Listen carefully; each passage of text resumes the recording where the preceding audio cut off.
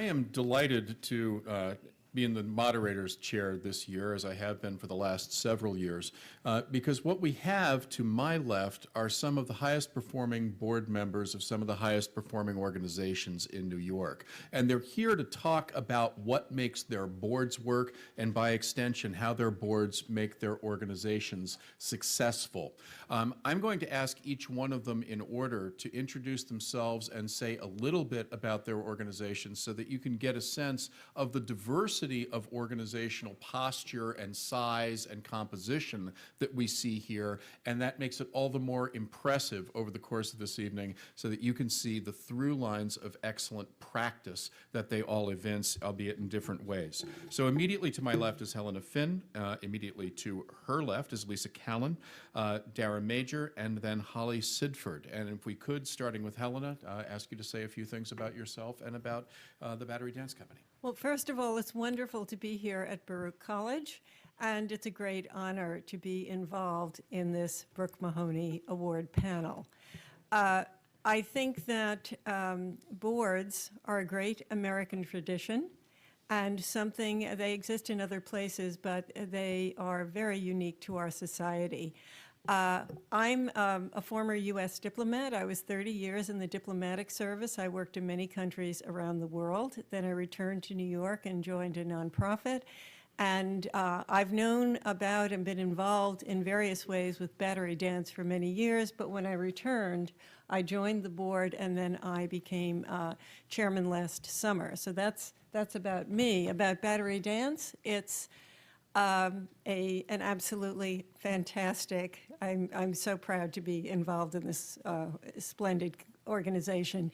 It is dedicated both to domestic and international interests.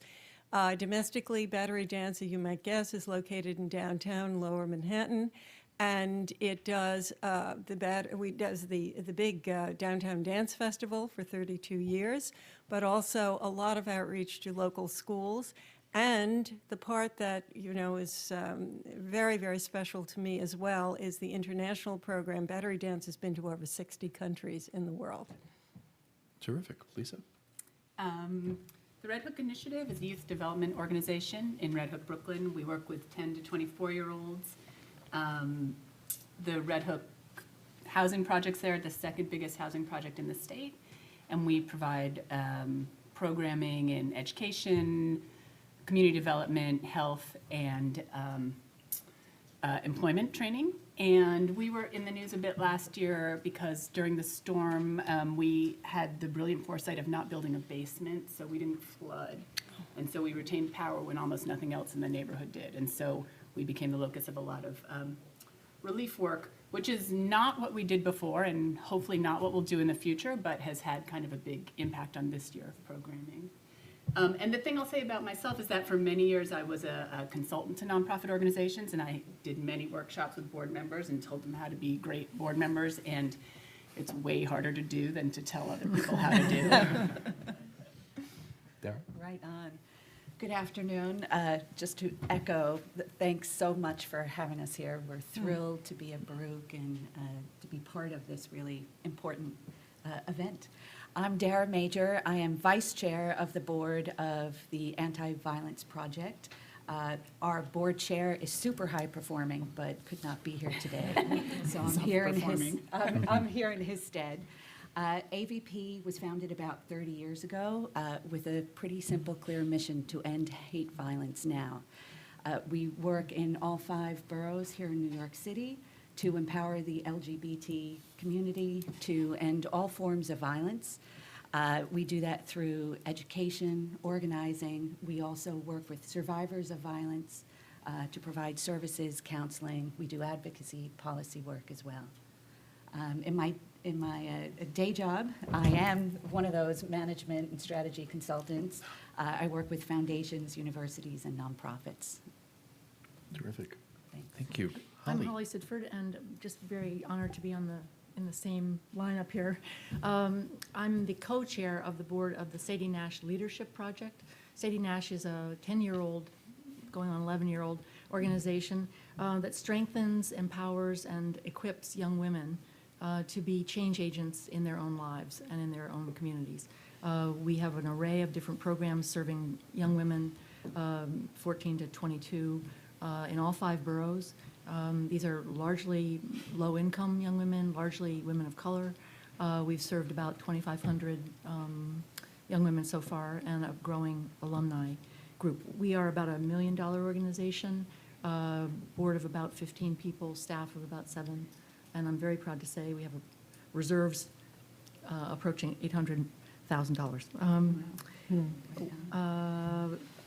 I think I'm with Dara in the 2 or 3 hours I have each week that is not devoted to Sadie Nash. I'm a management consulting person. I run my own consulting firm. Holly will be explaining the term of the reserve lending program at the end of the session.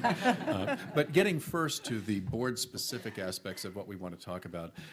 Boards don't work without people on them. So let's start with the most basic question. How do you get people onto your board? We'll talk about keeping them in just a moment. But just first, that onboarding process, how do you identify people? How do you get them to come on and do all the things that board members do?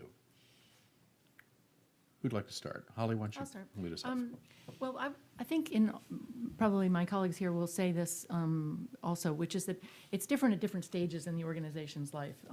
The first board of Sadie Nash, the founding board, was all the friends of the director, or anyway, the most powerful friends of the director who could put in a few resources and make a few contacts. It's evolved with time, and we are now much more sophisticated about saying, what are the things that we are confronting in the year ahead or the 3 years ahead?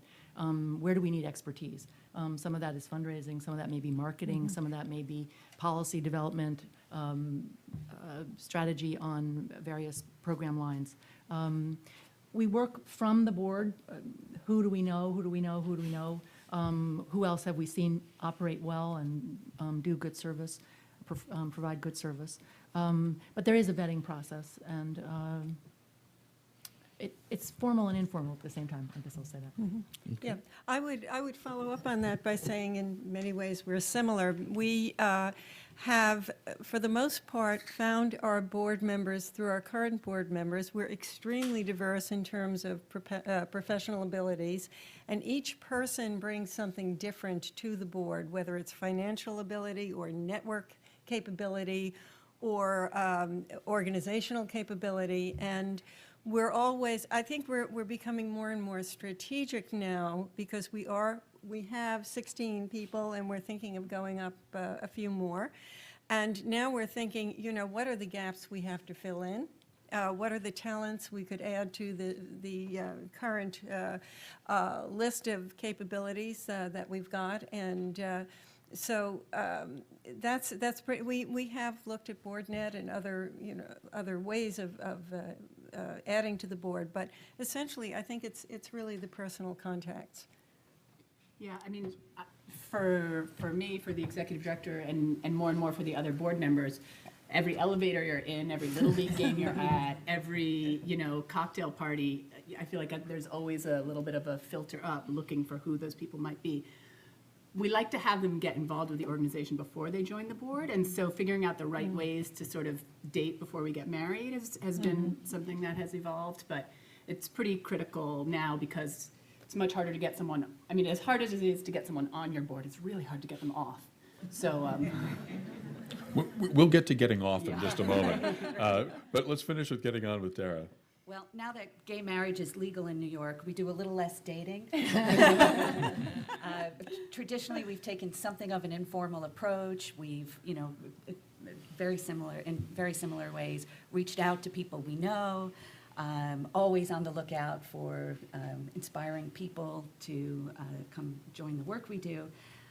But we also, in the last year or two, have started really taking a more strategic approach to map out when do our terms suggest that we'll be losing cohorts of board members. We've mapped what the current skills and capacities resident on the board are to try to think a little more thoughtfully about where are the skills and capacities we want to import on the board going forward. We've established a new committee focused strictly on board recruiting. We also invite friends in the community who work with board and other networks to host meet and greets for us, which we have found is a fantastic way to get to know some new folks. We also try out the relationship a little bit through board committee service as well. We also have participants. We have one seat on our board reserved for a young woman who is participating in our programs. And at the moment, we have 2 graduates of the program on the board. Those aren't designated seats. But that has kept us honest in a way about how we're proceeding as a board, because the voice of our target audience is right in the room. And I see a great deal of variation across the sector in the inclusion of people who are within your service catchment. The other 3 of you, do you have that kind of provision on your board or that representation right now? We do not. We have a sort of much of our staff live in the neighborhood, and so trying to avoid situations where we sort of have family members or neighbors in weird being in charge of the executive director who's in charge of the staff, we've not, we don't have constituents on our board. Let me probe on one. I mean, you're all strategic about this. You're all focused primarily on skills, but you've also all acknowledged the need to have at least some people with the capacity to support the organization financially. This is often a tricky area. It's hard for boards to deal with, particularly if there are differential expectations, sort of you're the person who's going to write a really big check and you're the person who's going to think really hard about our marketing strategy. How do you deal with those situations? Do you just create a lowest common denominator give-get? Do you vary give-gets by capacity or just hope for outsized generosity on the part of some persons? Talk to me a little bit about how you balance these issues. I can do that. Well, we have a very specific give-get of $5,000. And in fact, this is something that's really expected of everybody. And it is a kind of equalizer. Now, there may be some people who are able to bring in a big in-kind donation or a generous donation from a wealthy friend or from an organization. But in fact, the existence of this basic kind of bottom line, I think, is very important.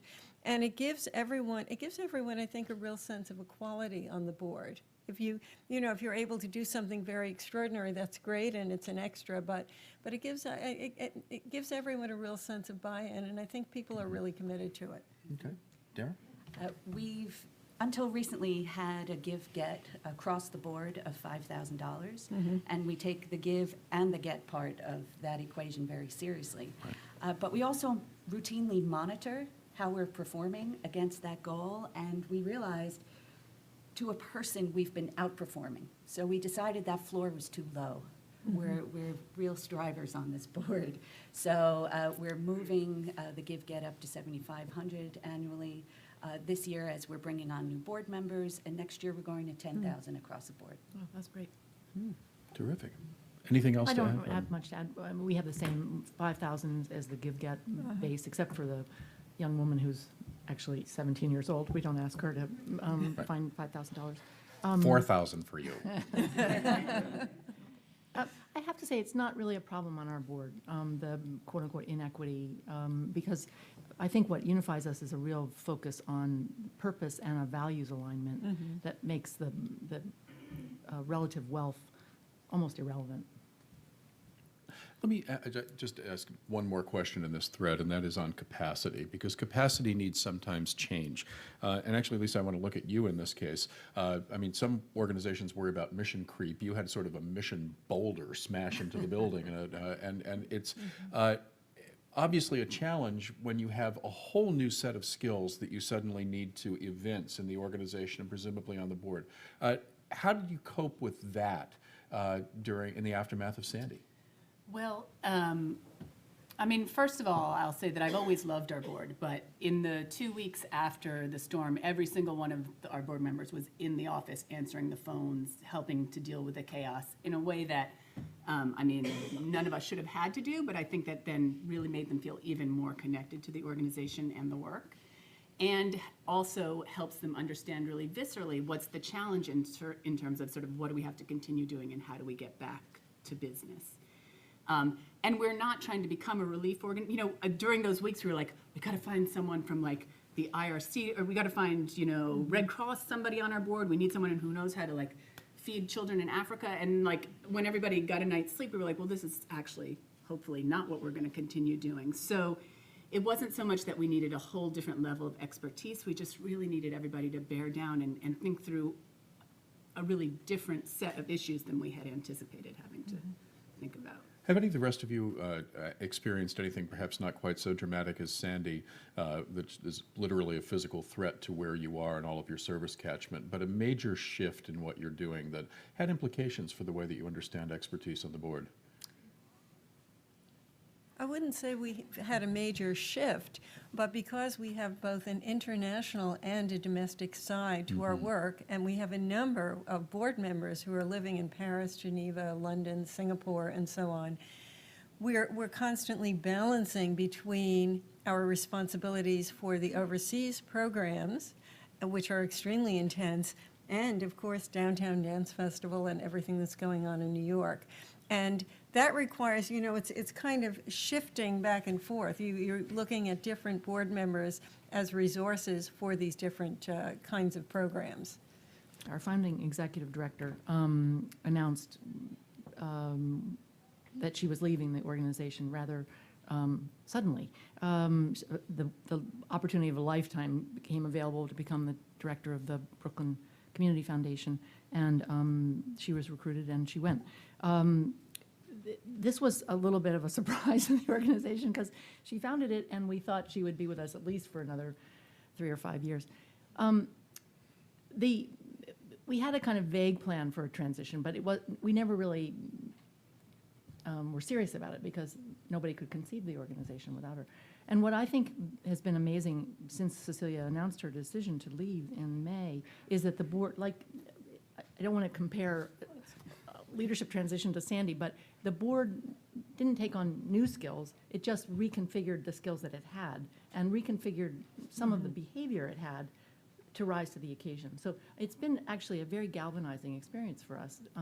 And I think we're stronger as an organization because the board has had to do that process, both all hands on deck and rethink what's the board's relationship to the staff. Well, and I'm so glad that you introduced that because that's something that I wanted to explore too, is this very important relationship between the board and perhaps, although you'll tell me if this is if this is too focused, the board chair and the executive director.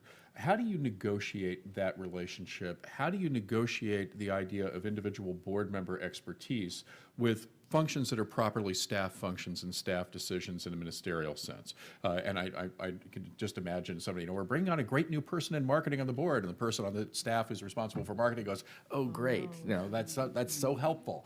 How do you make that, in fact, helpful rather than meddlesome and a problem, perhaps, for governance and management? Well, through committees.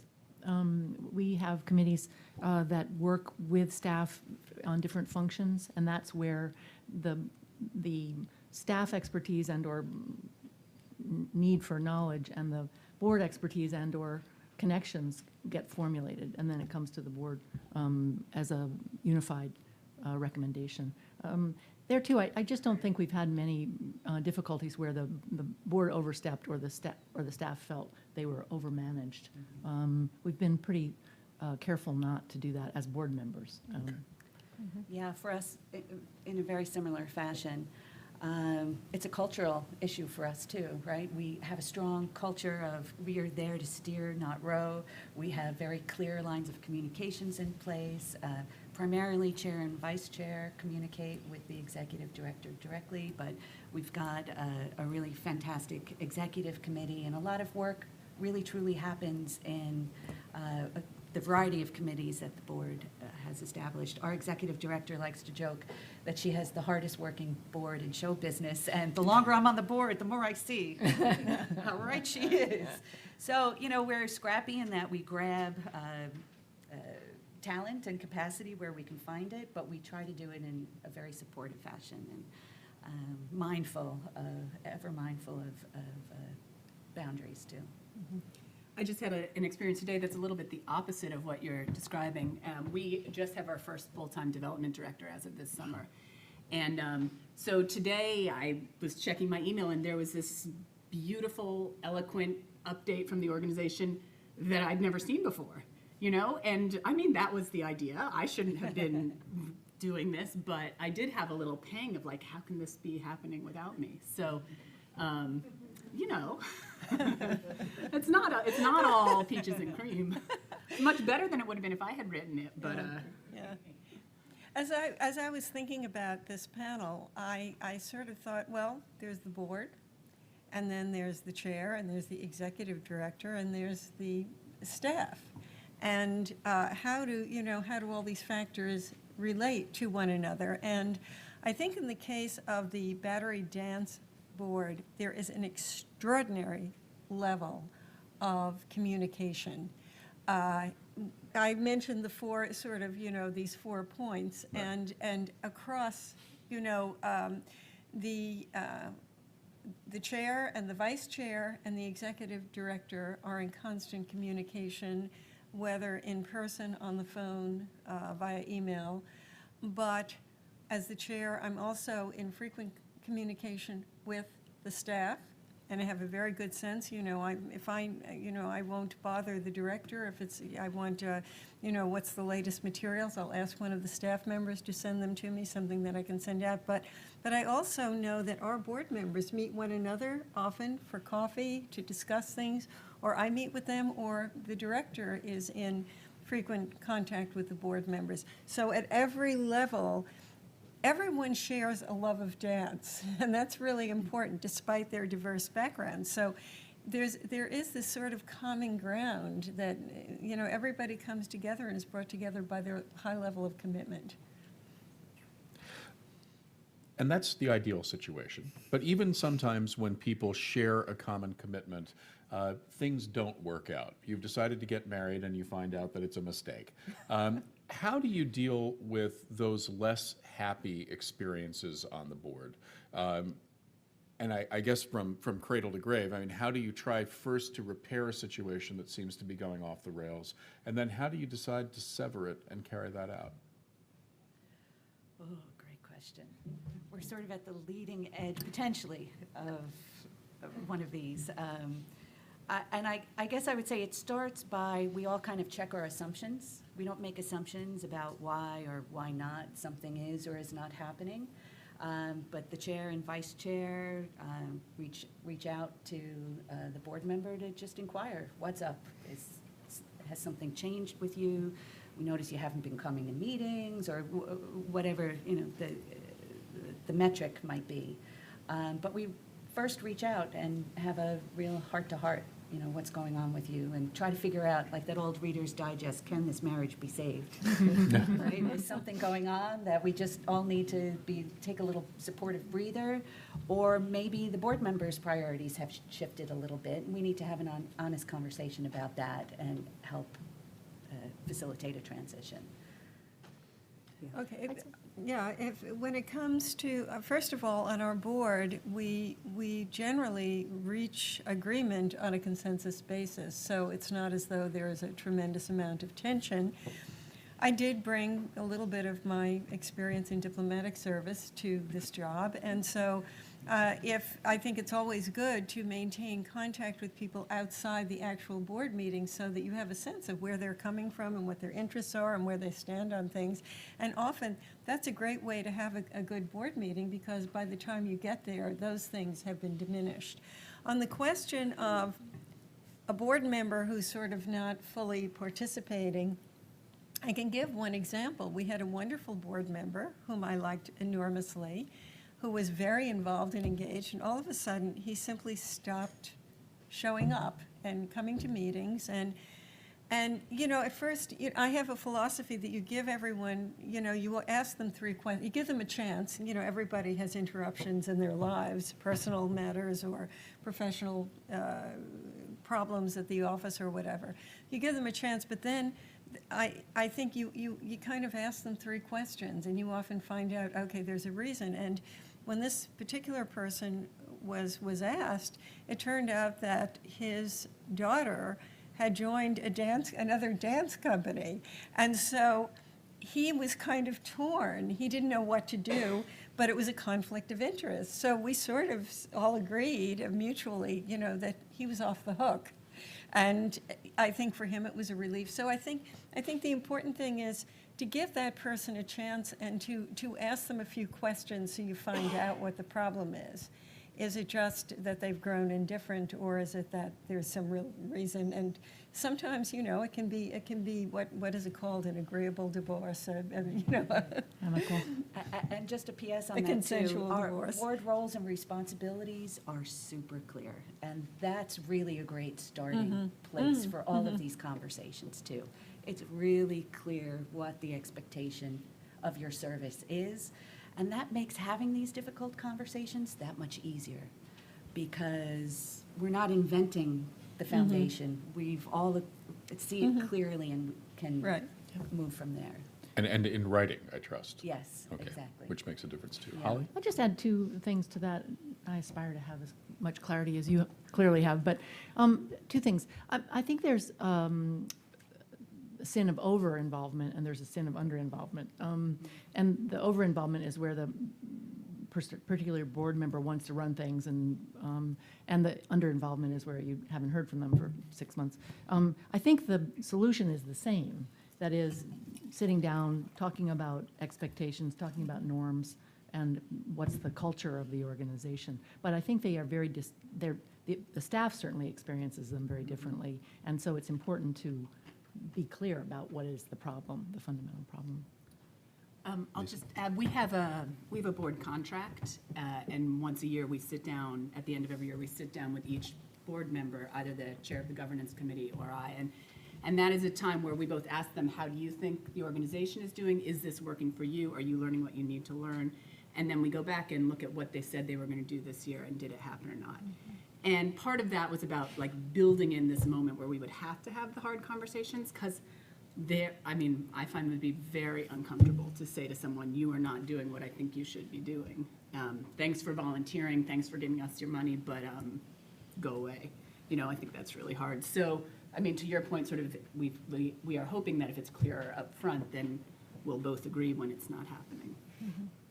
In a happier sense, when the situation hasn't become problematic, how, in a general way, do you keep people engaged with activity? Holly, you talked about committee structures. There's the ganging together in the face of crisis to deal with unexpected problems. There's the love of dance. There's the commitment to community.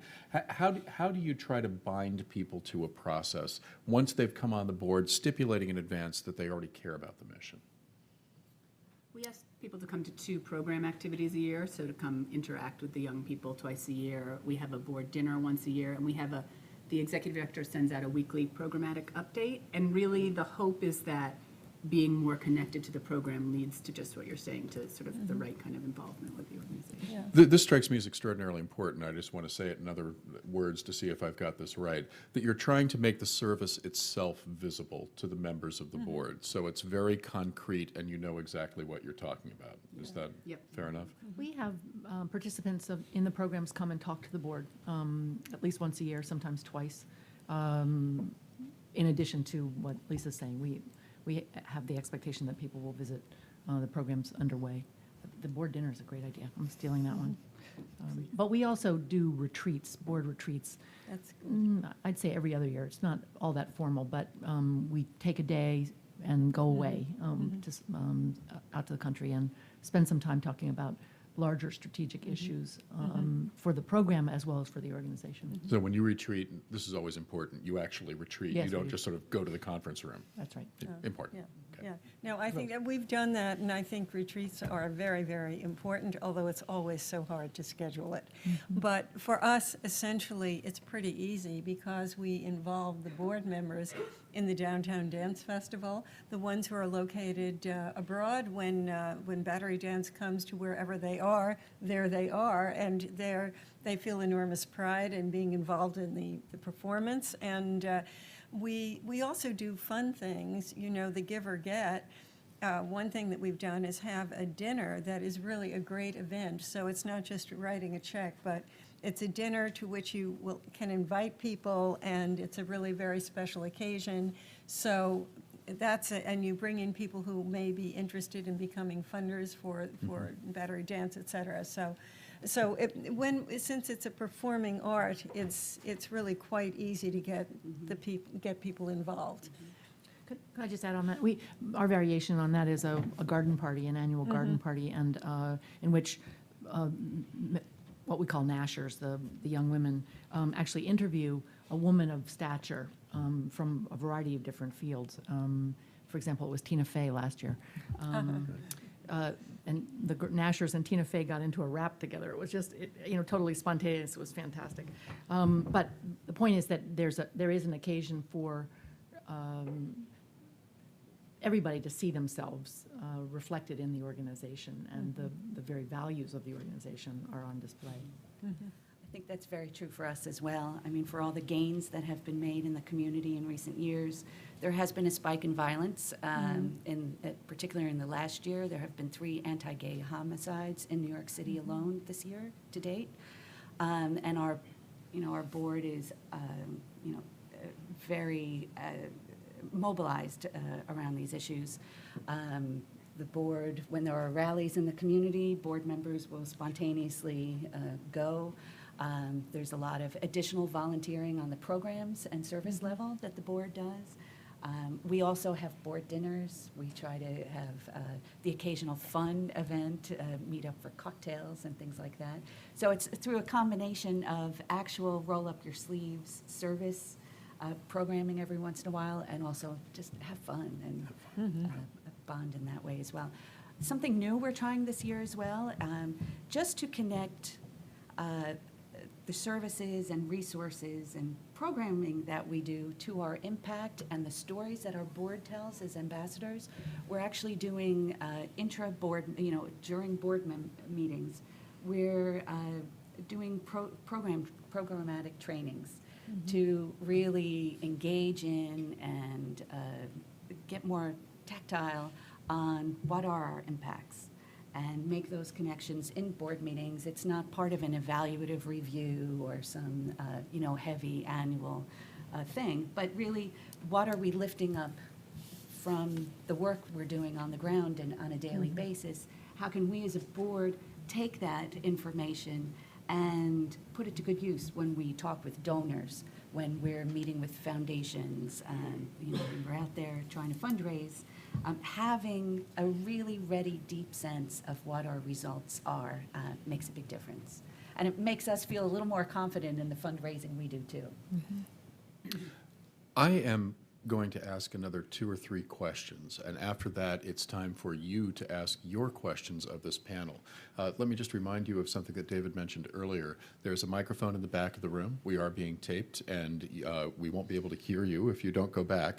So please, if you are moved to ask a question, I really hope you are, just start lining up at the microphone in the center aisle, and it will be your turn in just a moment. But I have a couple of things I'd like to go back to that some of you have mentioned in different ways.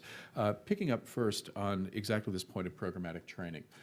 There's a lot of new information for nonprofit boards to think about. It changes from time to time. The Attorney General here in New York State has a new initiative for board members, trying to remind them of the complexity of some of the fiduciary duties, and those have changed over the course of the last 20 years in some degree. Can you talk a little bit about how you keep your boards apprised of their responsibilities as board members and make sure that they have the information that they need, not simply about your organizations, but about what it is to be a board member to do their work well? Well, I think there are 2 dimensions of that question, David. One is the sort of fiscal and fiduciary responsibility, and the other is the spirit work. And on the way we handle the first at Sadie Nash is that we have an attorney on our board who is an expert in nonprofit issues. So she's always scanning the newest regs, and she will bring to the board any new developments that we need to be aware of. We don't do a formal, okay, here's the newest thing, but Abby's just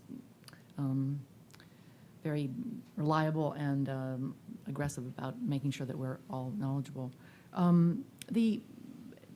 I think our answer to the second question really relates to what I said before in our retreats. I mean, we do spend a time at the retreat each time we have it saying, okay, what's the board we want to become?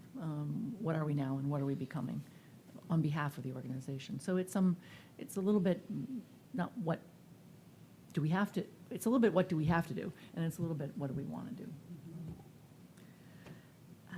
I'm also chair of AVP's Governance Committee, which is comprised almost entirely of lawyers. So those are really fun meetings.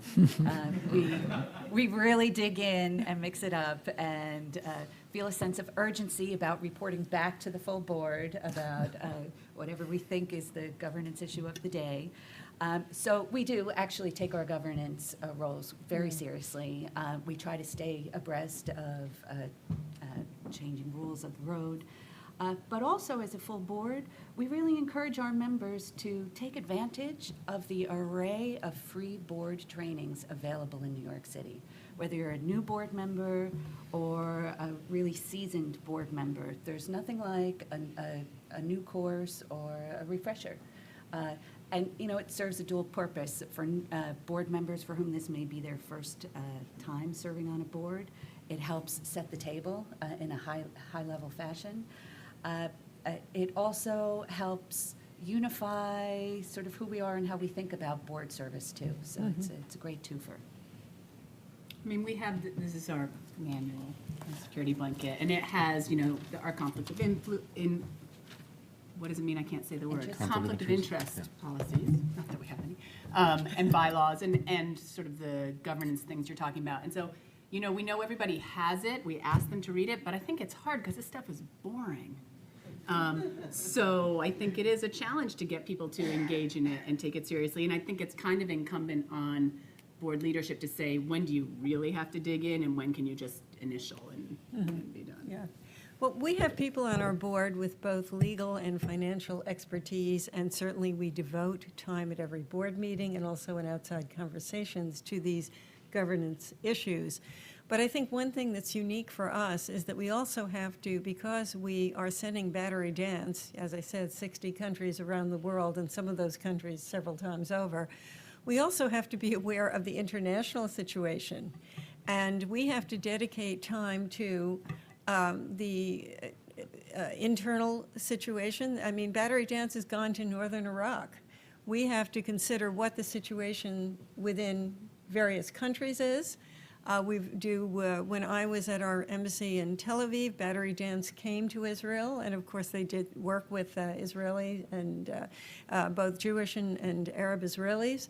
So we have to be very conscious of the situation on the ground in countries around the world, and also what rules and regulations might govern our activities in those countries, and that can be, can be enormous variations.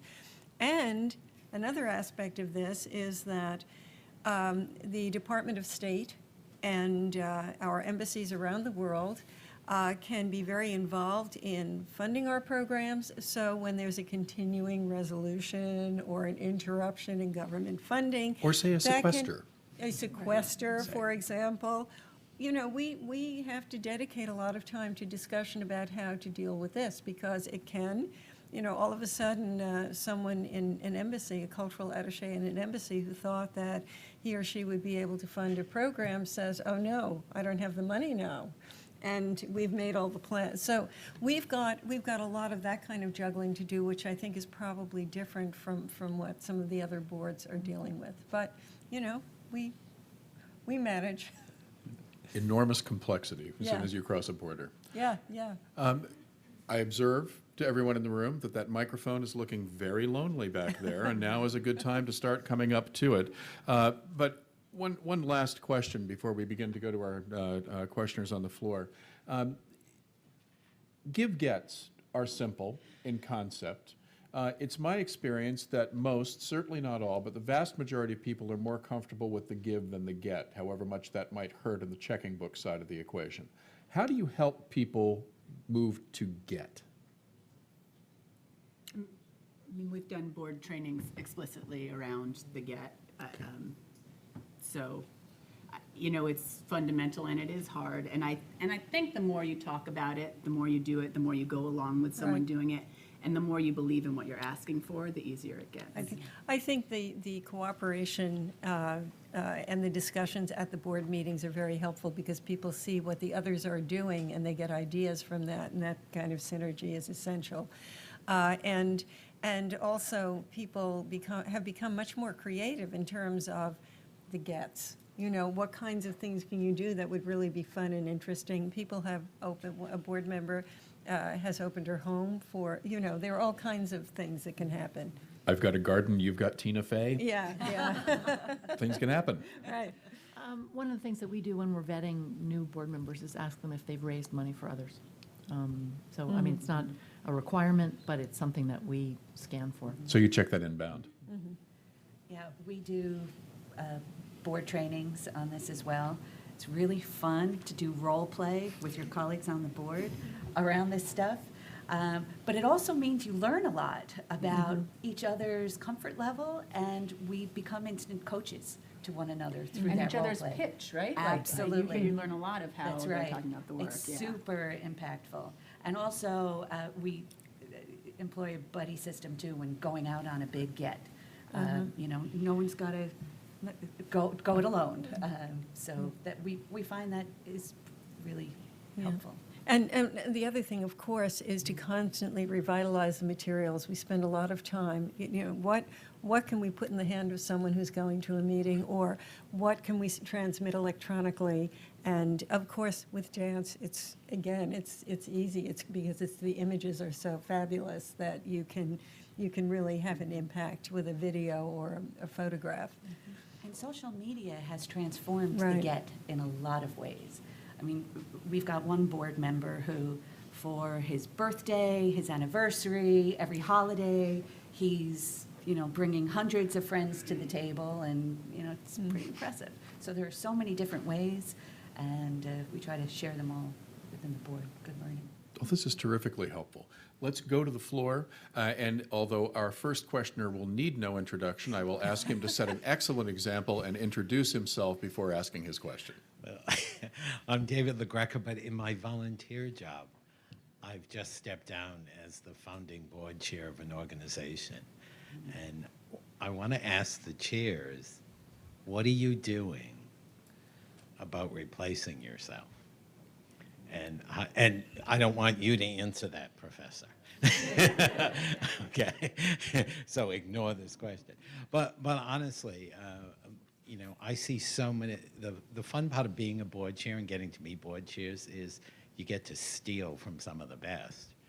So the question I have is, it's our responsibility to prepare for that transition. And I've spent 2.5 years trying to talk the right person into finally accepting. And at times I didn't think I was doing a really good job of it. And I either wore them down or I finally got the right pitch. But what are you doing to ensure that you are inviting people to the table who can take on the role? And how do you make that transparent to the board? Maybe you all know who your successors are.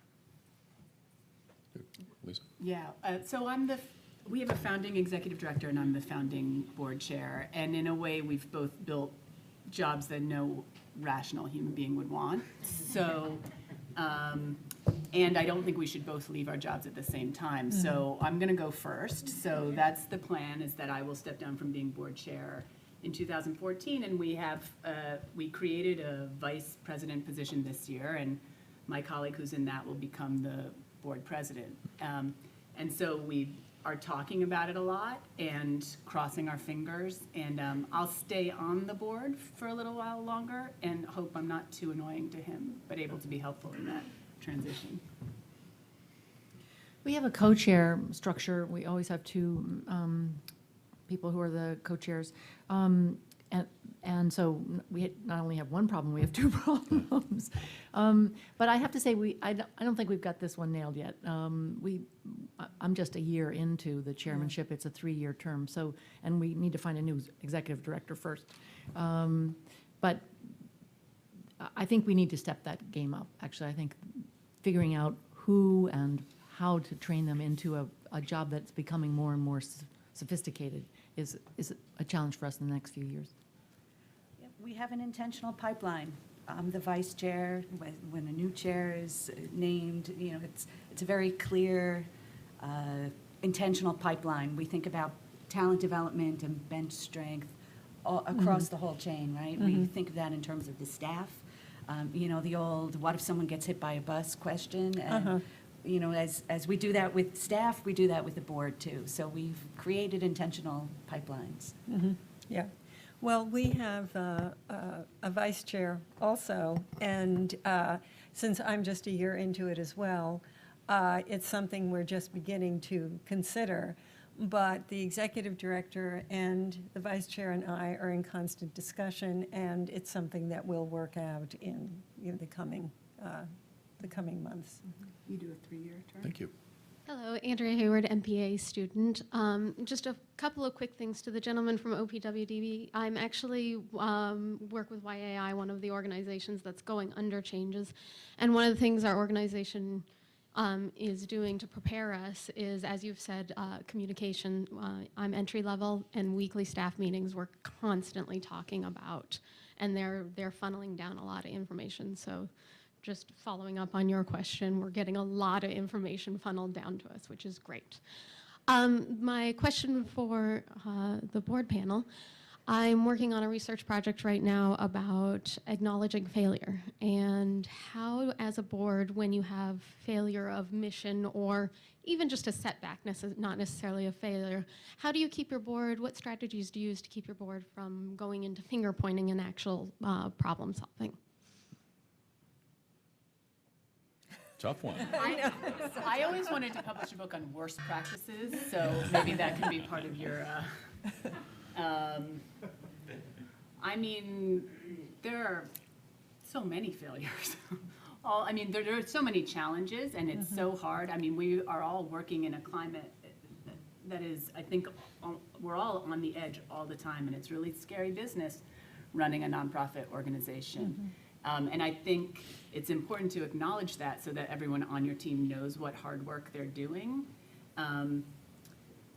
And I think it's important to be honest about what works and what doesn't. So I think, and a challenge for that, I think, is probably for an executive director reporting to their board on, that's probably sort of where I see it the most often, like trying to create a situation in which an ED can be honest with their board when things don't work. And I think that just has to be based on trust and sort of a team spirit. That's not like a helpful tool in your toolbox, but I think it's the right question to be asking. And I think, not to sound trite, but I think we probably learn more from our failures than from our successes. So. Yeah, I think that setbacks and challenges can actually be occasions to prompt great creativity, and perhaps, and this is looking very big picture. If you think about the biggest disaster that's happened in this city, 911, and Battery Dance was right there downtown, and it was before I joined the board, but I was looking at it from Washington. This is when I saw this dance company from downtown, Battery Dance. It's time to send them around the world. It's time to send them around the world with a message about New York and how New York was going to come through this terrible tragedy and go places. So the not wasting a crisis principle. So, well, it's not even, it's so much more than a crisis. It's a tragedy of enormous dimensions, a disaster of enormous dimensions. But I think underlying it, I'm using a very extreme example, but I think it goes to the core of what Battery Dance is all about, that let's take the minor setbacks. When you think of this or this terrible disaster that you had to deal with, when you think of these enormous situations, the other little setbacks we have, okay, so there's a sequestration, and, you can deal with that. And it prompts people to be more creative and to look at all different angles and figure out how to get through. We'll make Yeah, that a complete crisis by the debt ceiling discussion in the middle of next month. But Dara? Exactly. Well, for us too, a real failure is when you don't understand why the fail happened, right? So we try to get super clear too about, was this a failure of strategy? Was it a failure of execution? Did something in the external operating environment shift? Trying to just really understand the nature of it is really important too. Thank you. Great question. Hi, good afternoon. Irene Camp from the HOPE program, a workforce development organization in downtown Brooklyn. Thank you so much. I'm curious about give-get policy, and for the board chairs, if your organizations had give-get policies when you came on board, or if you were part of the process of introducing it. If so, what process did you use? And for Dara specifically, has there been any resistance on your board to growing the give-get, and how have you dealt with that? I'll start. There hasn't been resistance. I think initially there was a little surprise, but we've been talking about raising this floor for over a year. So when we collectively decided now's a good time to do it, no one was surprised. So we planted seeds and kind of nurtured them so that it wasn't a real shock or surprise. And we're stepping up the increase, which I think softens the transition a little bit too. We had this very soft language about how we want your gift to us to be equivalent to the most significant gift that you're giving, blah, blah, blah. Which is like advice I used to give people all the time, and then when I tried to use it, it's useless. So we just put a number to it 2 weeks ago. Oh, congratulations. And mostly for the purposes of recruiting, and so now we're left with the question of, can we grandfather it in, because we have board members who came on board without having made that agreement. So I think that, I don't think we're gonna kick people off, but I think it needs to be part of the conversation we have with everyone. Yeah. And do you have the sense that the people who might be giving under your give-get are feeling I think they don't uncomfortable? know it yet, but I think they will be, yeah. Yeah, we've had the give-get, and I think everybody understands what it's about. It's part of, the discussion before they join the board. And I think it's more a question of the fine points. If I buy so many tickets to the dinner, can I deduct that? And, that sort of thing from the total amount. And you. Thank you. We have time for one more question. Helene? Hi, I'm Helene Bleiberg, and I am an arts management consultant and currently the interim executive director at Ballet Hispanico. My question has to do about being board chair in particular. Most of you have come up through board service, and my question is, was the training that you got being a board member sufficient to take on the role of being board chair? And if it wasn't, how did you supplement that? And what did you find most challenging when you took on the role of board chair? There was no training for board chairmanship in our organization. And, about 2 months after we became co-chairs, the executive director left. So it's been on-the-job training, I would say. But both my co-chair and I are pushy and demanding, and we've asked for and received the help that we needed, both from the executive director and from other board members. So it's been the seat of our pants in a way, but I think Pooja, my co-chair, would agree that we have what we need now. We know, if we don't know it ourselves, we know where to go for it. Go ahead. Our immediate past chair was transitioning off the board. His terms were coming to an end. And we decided we were going to create a new policy where all future board chairs would remain on the board for 1 year after their service, relieved of the give-get. Really? Yes. As an incentive, you thought you were getting out. We're going to keep you in now for your knowledge, for what you can do to help, ease this transition. Because we we have a really strong culture on the board, and it hasn't happened by accident. You know, the immediate past board chair works very closely with the current chair, who works very closely with me, and it sounds like it's endless process, but it's actually not. We're just very intentional about passing the baton, when we do it, how we do it, and it's working really well for us. We spun off from a hospital, became our own 501c3, and I was like, you know, the last one in musical chairs, so I became the board chair. So there was no training and, you know, making it up as we go along. I mean, with a lot of good advice from our colleagues across the city and a lot of trial and error. In the diplomatic service, I had a lot of experience as board chair because in the particular position I had in public diplomacy, I chaired the Fulbright program, and it's one of the, you know, stellar program of the State Department, academic exchange. But what was different for me when I came back to New York was that, of course, in these government boards are not really fundraising bodies. In fact, there are many restrictions on, we just don't do that in the government. So this is a very different, when I came back to New York and was invited to the Battery Dance Board, that's when I learned about the inside. You know, I understood it, but from the inside. So I kind of learned as a board member what would be the responsibilities of the chair.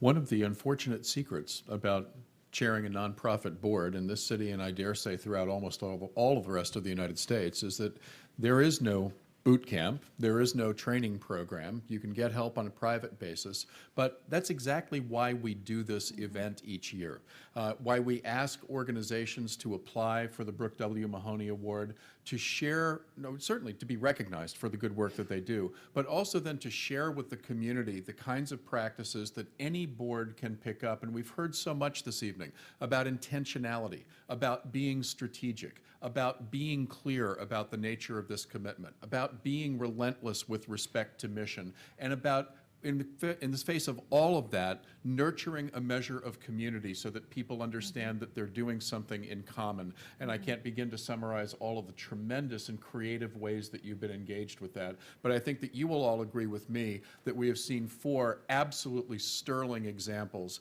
of strategic, intentional, and profoundly inspiring leadership. And I'd like you to join me in thanking our panelists.